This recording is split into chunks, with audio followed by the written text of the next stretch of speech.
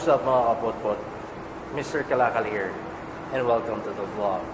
Alright guys, so for today's vlog, I'm gonna show you Tomas 400. Ito yung cafe, yung Motorstar Cafe 400 natin sa likod na has been with me during the quarantine period. Okay, so binigyan lang niya ako ng 1 week to enjoy and to modify the bike. Then lockdown na.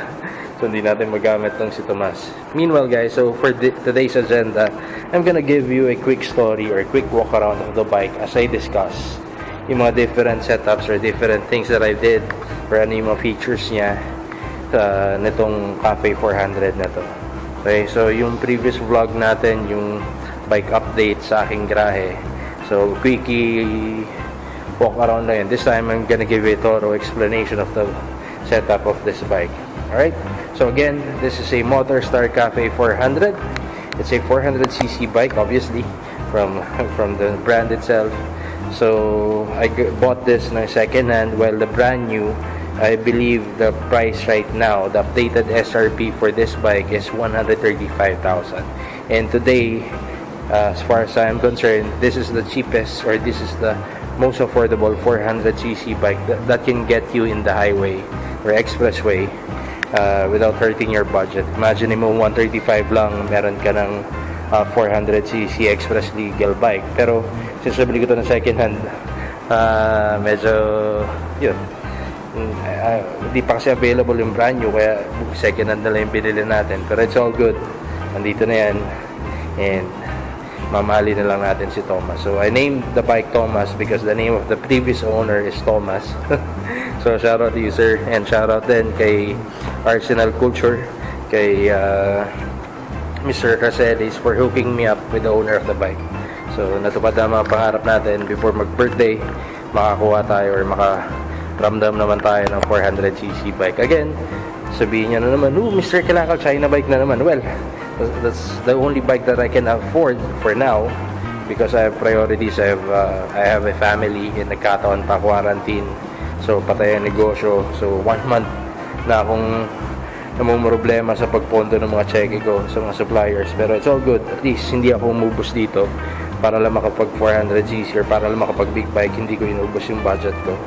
So sakto, ito yung aking libangan ngayon during quarantine period. Bumababa lang ako dito sa parking. Napunod nyo yung vlog ko ng Saturday. Ayan, bumababa lang ako dito sa parking just to take a look at my bikes, itong mga wheels natin, itong Montero, etc. etc. Okay, so going back to our topic, by the way, sa mga hindi pa nakaka-subscribe sa channel natin na to, please hit that subscribe button dito sa baba and hit that like button dito. Alright, so thanks mga kapotpot. So going back, this is my bike. This is my first 400cc big bike, and katasto ng Red Auto Parts ng pagbebenta ng mga pyesa. And I'm very happy in acquiring this bike. Luma man siya, 2018 model man siya, but it's all good in the hood. You know what I'm saying? Alright, so again, medyo mabilisan na, or pagpakita ko lang sa inyo yung side profile nito. Papansin nyo, paiba-iba ng setup dun sa mga napanood nyo. So this is the updated setup. So what we did is we body colored or kinolor match na natin yung fender, front and rear, together with the side panel sa kulay ng tangke. Wala lang, for me kasi mas malinis pag body color, pero malalaman natin eventually, siguro after the lockdown, magagawa na natin mga bagay-bagay.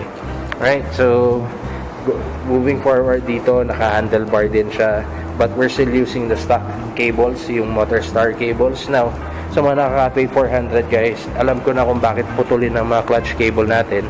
Nung sinilip kasi ito ni Jason, nung pina-maintenance ko sa kanya, pina-check up ko sa kanya, dito, ayan o, katagalan, ayan, matalas yung dito natin, so may lever natin. So yan, napansin niya bakit maingay. So nakita niya kinakaskas yung kable, so dito tayo napuputulan ng kable. So what we did is nilagyan, I don't know if kita sa video, nilagyan ni Jason ng grasa para safe daw tayo. So at the same time, lagi ako may bawa ng clutch cable dito. Alright, so wala lang, na-share ko lang. Tignan nyo rin yung mga levers ninyo. Kahit sa ng bike, lagyan nyo rin ng grasa. Wala lang, natutunan ko lang din yan. Okay, so Yun pinalitan dito sa dashboard area, the handlebar. It's also a fat bar. So sakyan natin yung bike. Yan, para ma-illustrate ko na maayos. So naka fat bar na siya.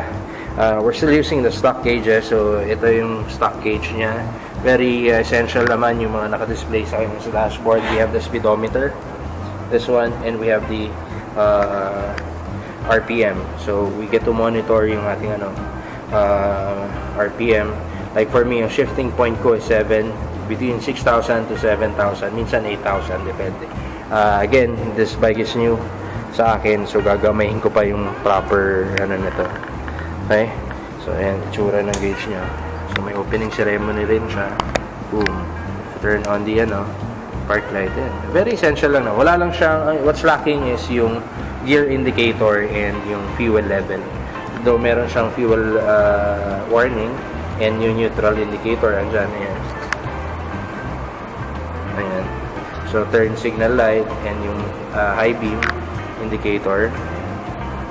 And the mileage of the bike is already 9,234. Nalagpasan niya si Benny kaagad. Alright. So moving forward, this is the side mirror. Hindi pa ito yung Rusi Rango. Wala pa ako nahanap. Walang available si Jason. Pero kinabit ko for the meantime is yung itong stock side mirror ng Keyway. So buti may stock pa tayo ng Keyway. So originally nakuha ko to, naka-bar in. Inalis ko dahil nakaka-distract or hindi ako sanay or ang hirap sumingit. Naka-fat bar na, tapos bar and side mirror pa. So medyo space consuming pagka sumisingit tayo. Alright, so yan. Next naman is yung seats. This is still the original seats. Hindi tayo nagtabas pa ng seats, pero ito pinabalutan ko na. I do hope na panood nyo last week yung video about the seats. So pinabalutan ko na to. Pinakapalan ko rin ng konti dahil again masyadong flat footed dito. Mamaya makikita nyo, we were gonna drive the bike. I'm gonna show you ano yung sitwasyon. So pinakapalan ko ng konti, then I tried using the skin tone. So siguro after the quarantine, baka papalitan ko to ng darker shade or baka gawin ko na lang black. Dahil simula na nag-body color tayo, parang feeling ko hindi na bumagay yung hindi na bumagay yung kulay. Nung black siya okay, pero nung naging orange na, or bahala na, baka ang itimin ko na lang yung panels. Gawin ko na lang black tong motor. We'll see. But for the meantime, ito muna itsura niya. So let me guys think, or let me guys know your opinion about the bike. Okay ba yung color combination? Should I replace the color of the seats or should I replace the color of the panels? Okay? So now, sa frame part naman guys, originally itong frame niya, itong U-bend niya, hanggang dito yan. Ayan, hanggang dito yung U-bend na yan. So ginawa namin ni Eman, gumawa kami ng bagong U-bend, then iniksyan na lang namin. Hinabol lang namin kung ano yung size ng seats. Okay?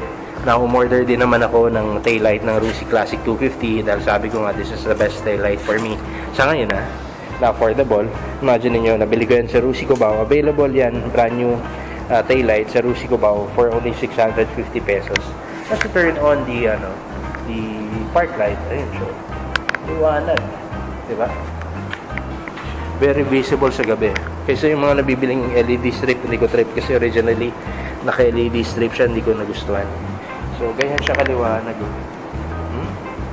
So, very visible ka. Kitang-kita ka ng mga motorista sa likod. And wala kang magiging problema. Pag walang park light, ang liwanag pa rin. Diba? So, yun. Tapos, temporary plate since wala pa yung plaka niya. And yung, ito lang, I couldn't find a original signal light ng Rusi Classic 250 na medyo mura. So, ito muna ang kinabit natin. Pero papalitan ko rin ito ng original ng Classic 250 para mas okay. Para sa akin okay yun. Stock OEM look. Okay, I'm still using the stock shocks. Supposedly papalitan ko ito ng shocks katulad nung nandito sa Rusi Classic 250 natin. Pero napansin ko mas manipis yung tube niya. So baka hindi niya kayanin since mas malaki ito. Yung stock niya, tabay. So ipapalitan ko ng pang maliit. So baka hindi niya kayanin. So for the meantime yan na muna. I wanna replace the shocks kasi again, side profile. Ayan. So, pag sumakay ako medyo mababa pa. So Pero tinitingnan ko yung mga videos nung nakasaya si Jason. Hindi naman sobrang parang cruiser. Pero mala na, it's a work in progress. Now, since nandito na lang din tayo, this is a bigger bullet pipe by yours truly. Yung paninda na yung Red Auto Parts, Mr. Kalakal. Pero I'm gonna replace this as well dahil hindi siya proportion sa bike. 400cc engine, masyado maliit, restricted yung singaw. So papalitan din natin to. Okay, ganun talaga. So, first time ulit, kapaan. Like nung keyway, kabisado ko na sa RC250. Kabisado ko na yung setup, pero dito na nga papa tayo. Kaya marami pa tayong inuulit na setup. Okay? So tires naman guys, this is a Shinko 805. Ayan. The size is 150. Let me see. It's 150, 70, 17. Originally, 1818 or 1919 yung stock rims nito, pero the previous owner replaced it already with a SPD rim 4.25 ang lapad nito, 17. So kinabitan niya ng Shinko 805. So the 805 is more aggressive than the 705, pero for me, I prefer using the 705. Mas maganda siya sa likuan, mas kapit. Unlike dito, medyo ramdam ko yung tagtag and medyo alangan ako lumiko. Yes, especially 400cc na to. Yabang yun, no? Marunong na ako lumiko, mga kapotpot. Right, so after the quarantine, bawi ulit sa negosyo, bounce back ipon, and I'm gonna replace it with the 705. Okay, so same specs pa rin, 150 harap. Now sa likod, now sa harap, it's an 18-inch rim na. 2.15 yung lapad niya nung rim. Now the tires is 120 by 90 by 18. Saan na yun? I can see it here. Yan, 120, 90 by 18. Single disc brake sa harap, drum brake pa rin sa likod. Pero upon using the bike, okay naman, kinakaya niya. So stock niya, may gaiters na din ito, yung shocks niya sa fork.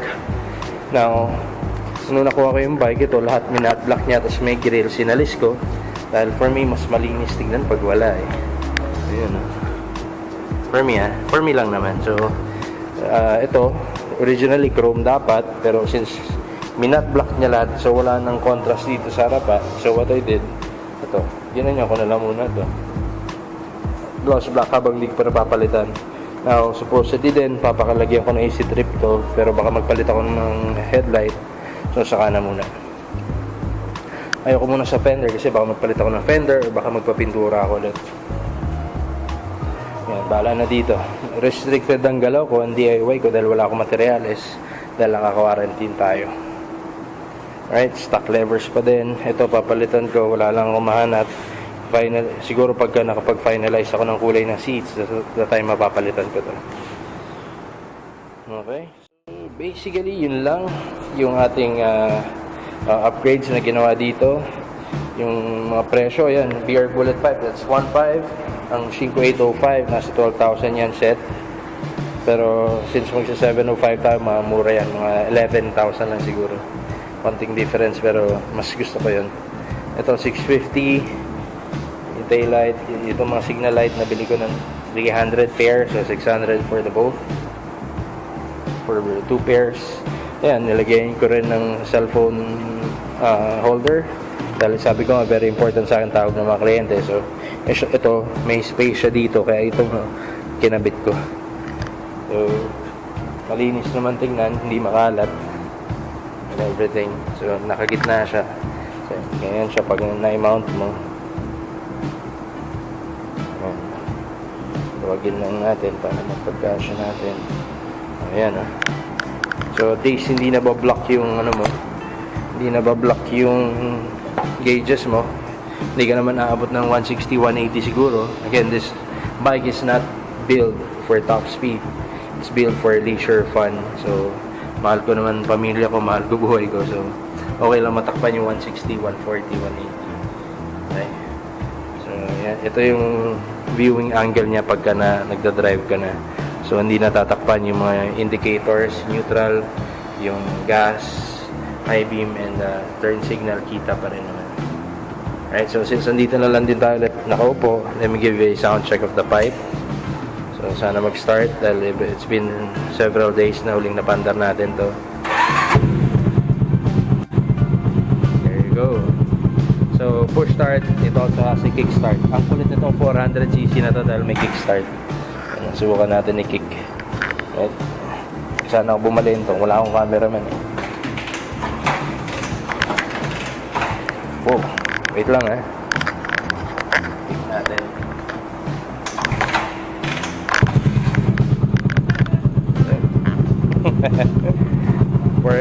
400cc with a kickstart. So I believe nagre-research tayo na itong motor na to, chop na lang muna natin, na itong motor na to, yung engine niya, wait lang, ingay. So yan yung PR Bullet 5 sa Ka 400. Kanina naka-choke, nung nakuha na niya yung enough heat, bumalik, pero namamatay pa rin. Start lang, start.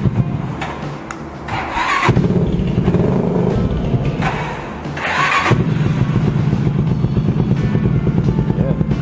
So I believe the engine came from an old XR or CX500 Honda engine. So it's still carbureted, 5-speed transmission, 1 down, 4 up. So sobrang lakas ng ano niya, ng bore niya. Yan, naka dual pipe siya, dual exhaust, dual elbow pala. Pero kung i-conjunct niya into one, so single pipe na lang sa dulo. Okay. There are some models na dual pipe din, dual exhaust. So ako mas gusto ko to, mas tipid. So yan, papalitan lang din natin na mas malaki. So dahil malaki talaga yan. Again, trial and error tayo sa pag-customize ng bike. I'm gonna replace it with this pipe. Galing to kay Mr. Brian Bruto. So shout out to you, Mr. Brian Bruto. Whee! So how much? 1.8.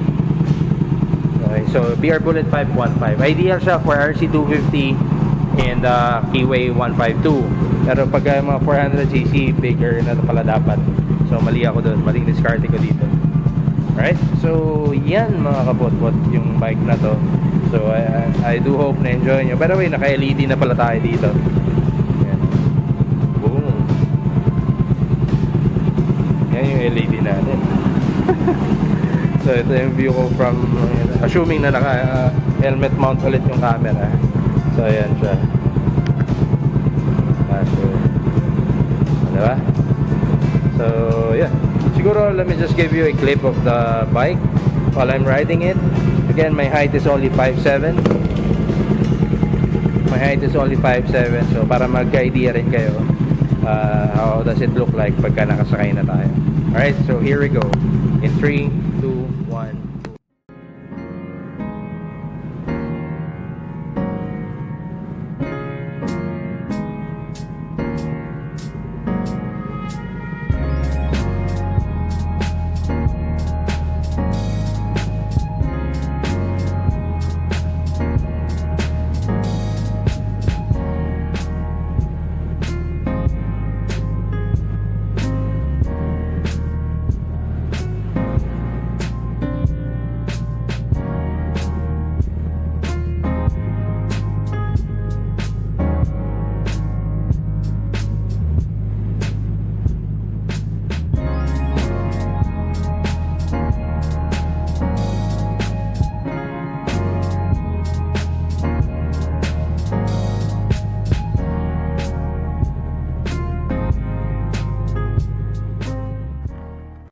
Alright, so there you go. You've seen the bike, guys, and I do hope na convince ko kayo. So again, this is a 135,000 bike, the cheapest 400cc expressway legal bike in the market right now. So konting upgrade lang, okay na, pwede na, pogi na rin kahit papano. Don't expect too much. The bike isn't ABS ready yet, and actually naka rear drum brake yung likod, pero it's all good. Kaya niya pahintuin tong bike na to, and hindi naman pang racing tong bike na to. It doesn't mean na you have a bigger displacement and racing ka na. No, marami pang mas mabilis sa'yo dyan. So huwag ka naman perwisyo na ibang tao. You do it on the track, not on the streets, mga kapotpot. Alright, so again, By the way, yung langis pala niya, maintenance cost 2.2 liters yung oil. And tank capacity is 13.5 or 14 liters. And kilometers per liter, nakaka 25 to 30 kilometers ako yung normal driving. Pero pag walwal mode, nasa 22 to 23 kilometers per liter. Not bad. Cheaper pa rin mag ganito kaysa mag 4 wheels. Alright? So, yun mga kapotpot. So, I do hope na enjoy nyo yung napanood nyo. And again, thank you sa mga lahat ng subscribe sa ating channel na ito. And sana gawin ko pa ng mga different reviews yung mga bikes natin. Alright? So, I guess I'll be ending the vlog from here mga kapotpot. And once again, this is your boy, Mr. Kalama. Now signing off. Ciao. Good night everyone. Ride safe. And God bless. Peace.